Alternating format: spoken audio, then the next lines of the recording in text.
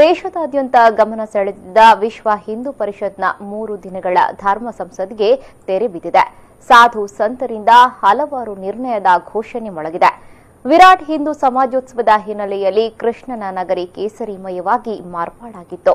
3ನೇ ದಿನದ ಧರ್ಮ ಸಂಸದ್ನ ಡೀಟೇಲ್ಸ್ ಇಲ್ಲಿದೆ.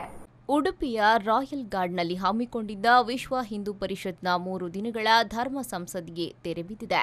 3 ದಿನಗಳ ಕಾಲ ಪ್ರಮುಖ ವಿಚಾರಗಳ ಬಗ್ಗೆ ದೇಶದ ವಿವಿಧ ಭಾಗಗಳಿಂದ ಆಗಮಿಸಿದ್ದ ಸಾಧು ಸಂತರು ತಮ್ಮ ವಿಚಾರವನ್ನು ಮಂಡಿಸಿದರು. ಮೊದಲನೇ ದಿನ ರಾಮಮಂದಿರದ ಬಗ್ಗೆ ಚರ್ಚೆಯಾದರೆ 2ನೇ ದಿನ ಅಸ್ಪೃಶ್ಯತೆ, ಮತಾಂತರದ ಬಗ್ಗೆ ಚರ್ಚೆ ನಡೆದಿತ್ತು. ಇಂದು 3ನೇ ದಿನ ಗೋಹತ್ಯೆ ಹಾಗೂ ಗೋ ಸಂರಕ್ಷಣೆಯ ಬಗ್ಗೆ ಸಾಧು ಸಂತರು ತಮ್ಮ ವಾದ ಮಂಡಿಸಿದರು. ಉಡುಪಿಯ ರಾಯಲ್ ಗಾರ್ಡನ್ನಲ್ಲಿ ಸಾಧು ಸಂತರು ಗೋಹತ್ಯೆಯ ಬಗ್ಗೆ ಚರ್ಚೆ ನಡೆಸಿದರೆ, ಇತ್ತ ಕೃಷ್ಣಮಠದ ರಾಜಾಂಗಣದಲ್ಲಿ ಜಾತಿ ಮುಖಂಡರ ಸಮಾವೇಶ ನಡೆಯಿತು. ಕರ್ನಾಟಕ ರಾಜ್ಯದಿಂದ 2600ಕ್ಕೂ ಅಧಿಕ ಜಾತಿಯ ಮುಖಂಡರು ಇದರಲ್ಲಿ ಭಾಗವಹಿಸಿದ್ದರು. ಧರ್ಮ ಸಂಸದ್ನಲ್ಲಿ ಕೆಲವೊಂದು ಸಾಧು ಸಂತರಂತೂ ವಿವಾದಾತ್ಮಕ ಹೇಳಿಕೆಯನ್ನು ನೀಡಿದರು. ತೆರಿಗೆ ಪಾವತಿ ಮಾಡುವ ಹಿಂದೂಗಳು 2 ಮಕ್ಕಳನ್ನ ಹೊಂದಿದರೆ, ತೆರಿಗೆ ಪಾವತಿ ಮಾಡದ ಮುಸ್ಲಿಮರು 4 ಹೆಂಡತಿ ಹೊಂದಿ 20 ಮಕ್ಕಳನ್ನ ಹೊಂದುತ್ತಾರೆ. ಚೈನಾ ಮಾದರಿಯಲ್ಲಿ ಕಠಿಣ ಜನಸಂಖ್ಯಾ ನಿಯಂತ್ರಣ ಕಾನೂನು ಭಾರತದಲ್ಲಿ ಬರಬೇಕು ಎಂದು ಕಾಶಿಯ ಪೀಠಾಧಿಪತಿ ನರೇಂದ್ರನಾಥ್ ಕರೆ ನೀಡಿದರು. समान नागरिक संहिता का निर्माण इस देश में होना चाहिए. अगर हिंदू 2 बच्चा पैदा करता है तो मुसलमान के लिए भी कानून होना चाहिए कि 2 बच्चा और 1 शादी करो, ज्यादा बच्चे मत करो.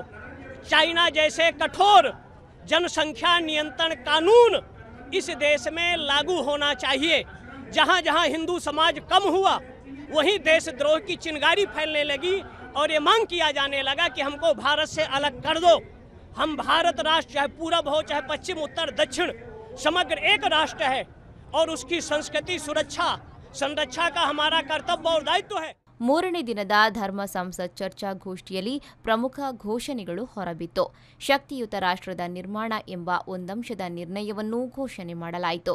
ಇದರ ಜೊತೆಗೆ ಅಲ್ಪಸಂಖ್ಯಾತ ಬಹುಸಂಖ್ಯಾತ ಅನುದಾನದ ಗೊಂದಲ ಪರಿಹರಿಸಬೇಕು, ಭಾರತದಿಂದ ಮಾಂಸ ರಫ್ತಾಗುವಾಗ ಡಿಎನ್ಎ ಮಾಡಬೇಕು, ಸಂವಿಧಾನದ ಪರಿಶೀಲನೆ ನಡೆಸಬೇಕು, ಗೋಹತ್ಯೆ ಸಮಾಪ್ತಿಯಾಗಬೇಕು ಎಂಬ ಆಗ್ರಹದೊಂದಿಗೆ 3ನೇ ದಿನದ ಚರ್ಚಾಗೋಷ್ಠಿ ಸಮಾಪ್ತಿಯಾಯಿತು.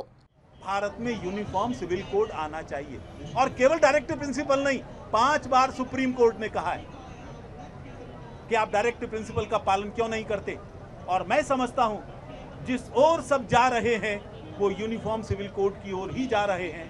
मुस्लिम समाज का भी आधे से ज्यादा आबादी चाहती है यूनिफॉर्म सिविल कोड हो, महिलाओं पर होने वाले अत्याचार बंद हो और मदरसे से निकलकर वो मॉडर्न एजुकेशन प्राप्त करें, महिलाओं को बुर्के से निकालकर आजादी की सांस दी जाए, ये वो लोग भी चाहते हैं.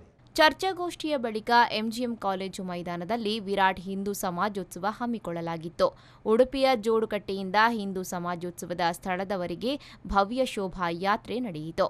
50,000ಕ್ಕೂ ಅಧಿಕ ಹಿಂದೂ ಕಾರ್ಯಕರ್ತರು ಭಾಗವಹಿಸಿದ್ದರು.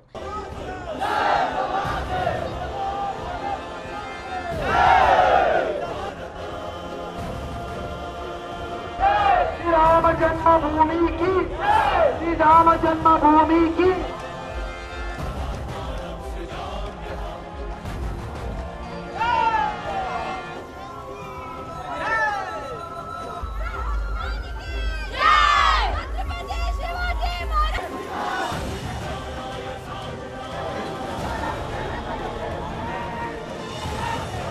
ಈ ಮೂಲಕ ಹಲವು ನಿರ್ಣಯಗಳೊಂದಿಗೆ 3 ದಿನಗಳ ಧರ್ಮ ಸಂಸತ್ ಸಮಾಪನೆಗೊಂಡಿತು. Pallavi Santosh, V4 News 24/7 Udupi.